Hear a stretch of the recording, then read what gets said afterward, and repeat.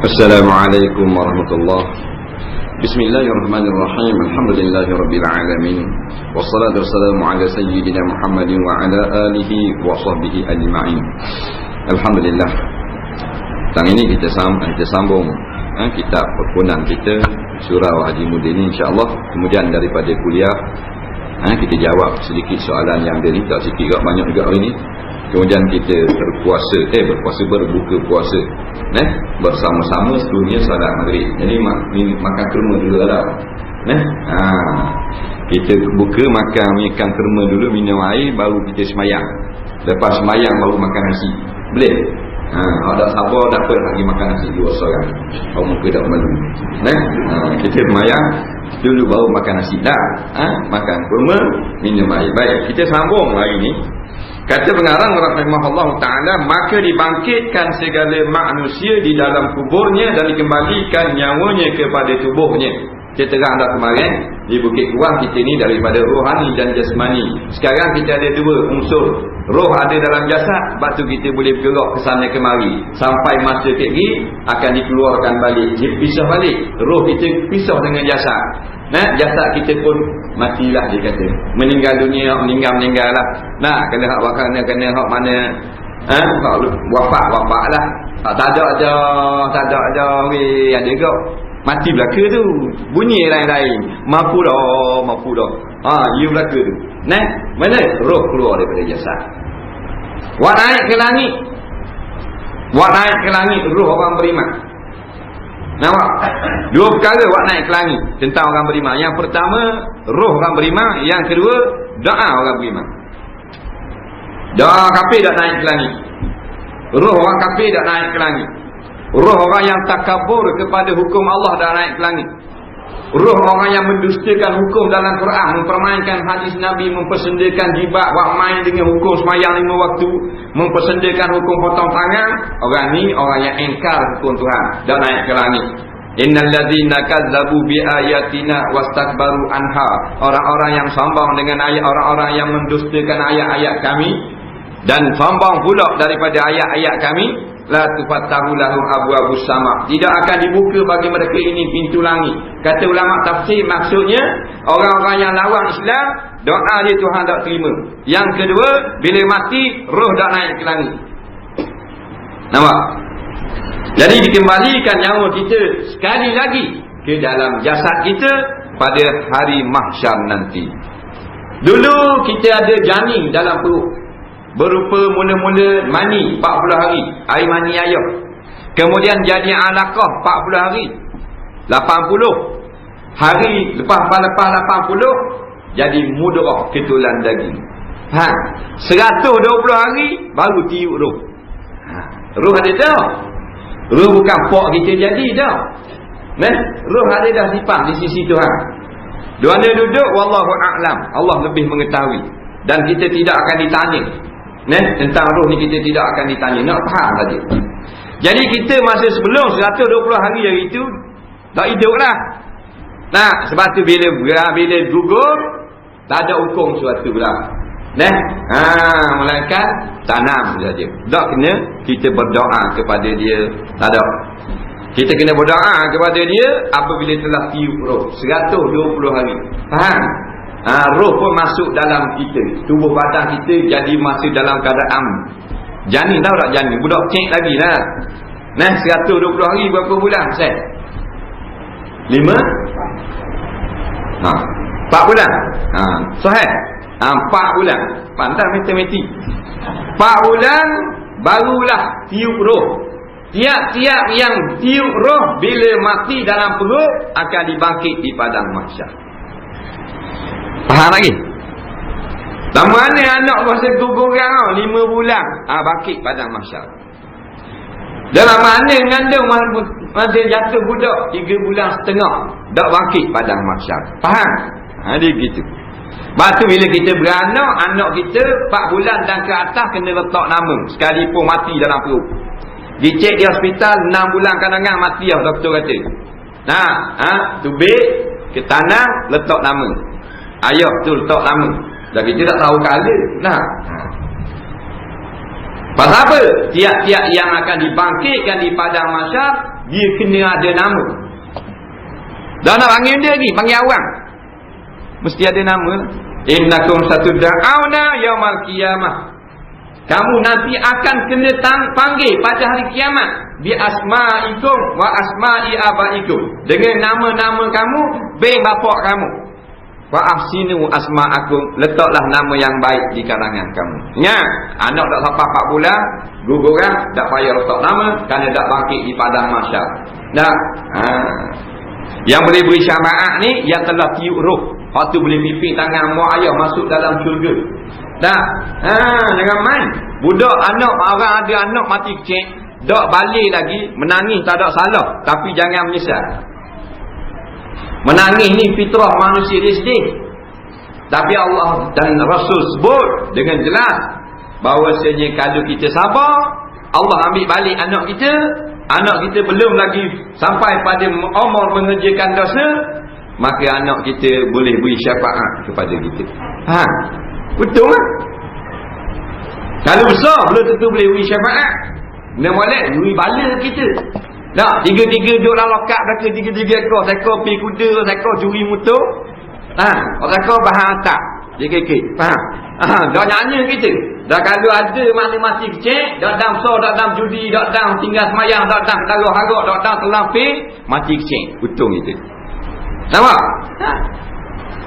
Sebab tu ada seorang ibu yang mati, 3 orang anak mati kecil. Dia berdoa kepada Allah supaya ambil keempat-empat anak dia. Pasal apa? 3 mati. Dia nak untung so. Ada seorang dia kecil, 4 dah mati. Kita mati Allah aku bodoh. Anak bila Tuhan wi pinjam. Siapa masa wi balik mula. Dah. Dia gitu. Weh pahala banyak. Untung dia. Dah guana dah begitu, dah ustaz kata untung dah tengok anak main tengah jalan lok biar renyek lori. Tu bukan pula bengong pula gitu. Jangan buat gitu, maknanya sampai masa kita ikhtiar dah, berobat dah mati juga. Tu bik buah inna lillah wa inna ilaihi raji'un. Kita milik Allah, kita akan balik kepada Allah. Semua milik Allah. Kita semua ini milik Allah, bukan milik Allah. Gitu suka.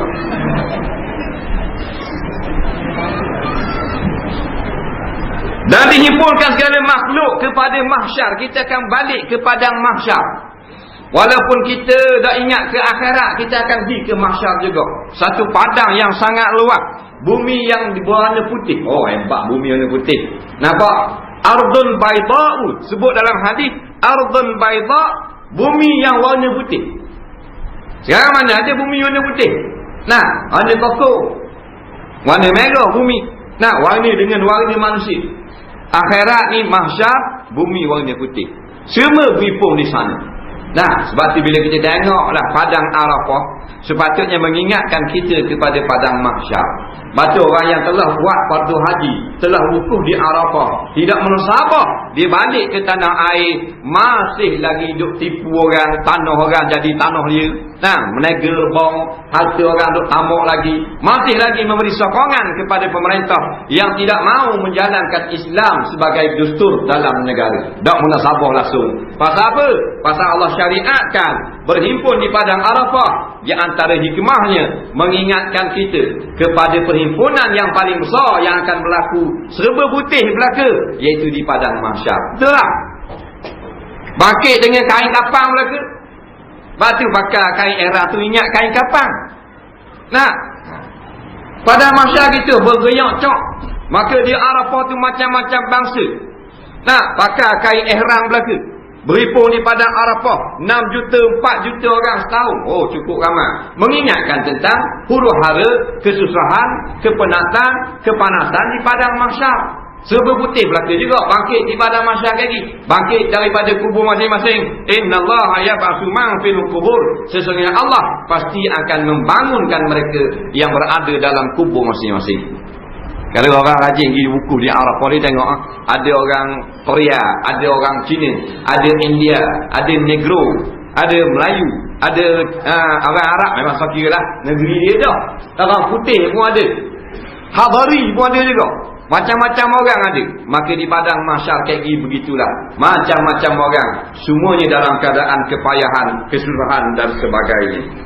Mahsyar maksudnya padang tempat dihimpunkan manusia di situ. Daripada lafaz hasyrun, maknanya halau. Bila bangun belaka dalam keadaan tercengang-cengang daripada kubur masing-masing, maka dihalau oleh malaikat duduk setepak. Maka bila dihalau bos setepak, padang tu dipanggil padang mahsyar. Padang tempat dihimpunkan setelah dihalau. Arak ni kalau isi makan di bumi depan, kaedah ilmu arak ni. Kalau nak kata tempat orang sujud, dia kata masjid. Nak kata tempat orang semayang di bumi depan, musalla jadi. Dia tempat orang beripung, mahsyar. Asalnya tempat orang kena halau bos situ belaka. Dan dikira-kira ia akan mereka itu kena kira ni. Allah kira. Faham? Allah yang kira kita. Kira apa? Kira perbuatan kita. Umur berapa tahun? Jawab masing-masing. Berapa tahun? Pakcik berapa tahun pakcik? Jawab. Hamba 78 tahun. Dah duduk surga berapa tahun pakcik? 2 tahun. Dah 76 lagi duduk mana? Pasal roda. Dah kerja dah. Basah wayang kulit duduk habis kerja. Timbang kat mana berat? Allah duduk surah kat orang dengar Allah kat duduk main. Allah Rabbi. Berok cair dah kita situ. Batu kita nak masuk surga Allah. Dak layak dah kita. Tak ada tekel dah. Tapi kita nak juga dengan kasih sayang Allah. Biarlah kita jahat lagu mana pun, tapi nak masuk juga syurga Allah. Nak padang dengan amal kita, darah cetang. Dengan tahajud kita, darah tahajud. Terawih kita, laju macam lipas hudung. Dah. Nak masuk syurga Allah Subhanahu wa ta'ala. Jadi kita harap kita ini dikira dengan kira yang sedikit. Dan kira banyak bohong. Kalau Tuhan kira sedikit, beres. Nampak? Fa amma man utiya kitabahu bi yamini. Ni kita nak ashabul yamin. Barang siapa yang pada padang mahsyar nanti diberi suratan amalannya melalui tangan kanan. Allah beri suratan amalan ku tangan kanan, terima. Suratan amalan. Bukan surat masuk syurga. Sedang kuliah. Bukan surat masuk syurga, surat amalan kita buat. Kita ni beramal. Ni amalan kita ni. Ini berapa bulan kan? 7. 6 hari bulan 10 2007. Ada tulis dalam buku kita tu. Nampak? Pukul 6 petang Surau Haji Muda mendengar kuliah. Ada tulis. Ada tulis belaka ni. Itu amalan kita. Jadi apa yang kita buat ditulis dalam buku amalan, diserah kepada kita di padang mahsyar ni. Untuk apa? Untuk kita bacakan satu muka surat demi satu muka surat. Ni. Kita baca time kita pergi surau masjid tak apalah. Orang pun suka. Kita baca hak kebajikan. Orang suka. Orang kata orang ni aku tu. Orang bawah ni. Kan baca seorang-seorang. Orang ni kata, natu aku tu baiknya pergi surau. Lepas tu baca hak balik surau. Balik surau, saya pergi bawa awet pula pergi patah. Korong pula muka. Faham? Kena baca belaka. Dia baca buku masing-masing. Siapa kepada hak tak molek, dia tak mau baca, maka disergah oleh malaikat. Guana tak mau baca. Memang tak mau baca hak ujung. Faham tak? Nak baca hak molek saja. Jadi kalau kita tak mau membaca amalan kita yang tidak baik yang telah kita kerjakan, kita boleh lagi ada peluang. Saudara mara kita hak dalam kubur, hak mati keras dah, tak ada peluang. Kita ada ke peluang liquid paper. Faham? Buku lebok kad hak merah-merah, kita ambil liquid paper warna putih, kita pun tapung, dia tulis dengan biru. Pas serema. Tunjuk ke ayah, beres, basikan baru. Padahal merah belaka. Faham tak? Boleh buat gitu? Boleh. Dia buat guna liquid paper jual supermarket mana? Taubat. Bila kita taubat, malaikat padang. Tak ada dalam buku. Faham lagi? Bila padang dah kita taubat, bakit pada masyarakat, hak molek-molek tinggal. Baik jaga basuh dah. Gitu lah. Tidak kena baca. Kena bacakan Rifcah Boh. Hari Rifcah Boh dia panggil. Tak? Hari terbuka sekali rahsia. Nah, nampak banyak mari surau. Oh, aduh, ingat orang. Kaki tahu padahal. Lah, ingat orang kita. Terbuka rahsia yang mari nyamuk. Mari wak lolok macam orang tu guru apa semua berakhir ke ustaz. Padahal tak. Nak ambil maklumat. Nah, padahal nak nyapa korang. Nak khabar gini-gini. Wak lolok mari. Tahu lagi. Masa ni tahu dah. Tengok mata dia tu. Faham? Akhirat lebih tahu lagi. Orang apa kata? Lah, mu menipu itu. Ingat ke mu mari. Sungguh molek juga. Mu perut uduh kalau gitu. Terbuka segala rahsia. Innallaha alimun bizatis sudur. Allah Ta'ala sangat mengetahui apa yang ada di dalam hati-hati kamu. Rasa nak pergi lah. Faham? Batu ni kita khabar. Hari ni juga, petang ni juga. Nampak? At-taimu anid zambi kaman la zambalahu. Orang yang bertaubat daripada dosanya, macam sepertilah tidak ada dosa langsung. Baik kita taubat. Taubat tak macam agama Kristian. Kena bayar piti. Kalau dosa besar 300. Dosa kecil murah 20 ya, 10 ya. Bayar ke gereja. Faham? Taubat free ya. Tak syarat kena duduk dalam surga nak taubat. Kita menyesal buat dosa.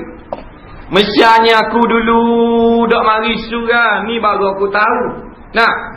Menyesalnya dulu aku isyak dadah. Nah. Kalau tak menyesal, jangan jagung-jagung jek tu bakit ada lengan di hari kiamat. Nabi dah sebut dalam hadis. Nabi sebut dalam hadisnya, iaitu qadah, gelas orang yang kaki arak akan bangkit pada tangannya gelas di padang mahsyar. Maknanya kita kias.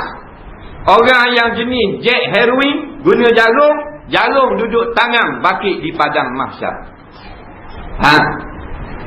Kalau kaki layu pergi kuda dengan sudu-sudu cetak-cetak ada belaka.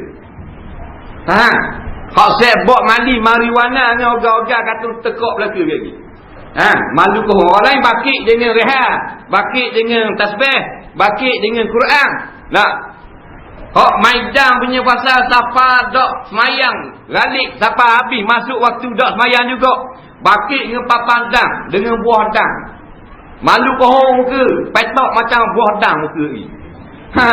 Kalau semayang tak apa. Benda yang melalaikan, benda tu dibakit. Nampak? Yusyarun nasu yaumal qiyamah ala ma ta'alaihi. Akan dihimpunkan manusia di padang mahsyar nanti pada hari kiamat atas perkara apa yang